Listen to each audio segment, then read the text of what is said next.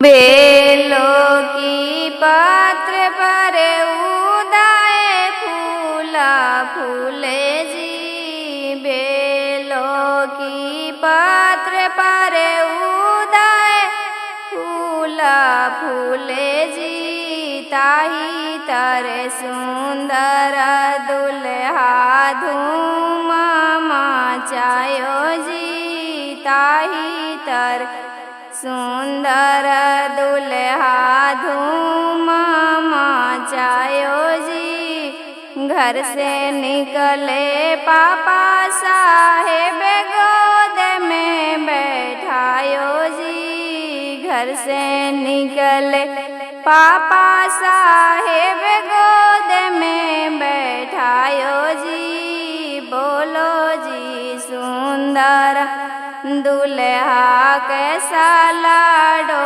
लाए जी। बोलो जी सुंदर दुल्हा कैसा लाडो लाए जी।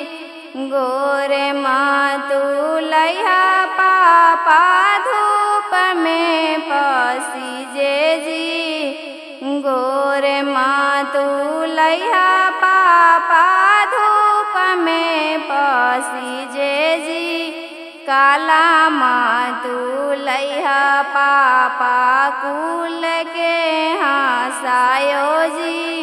काला मातू लैहा पापा कुल के हंसायो जी। सावन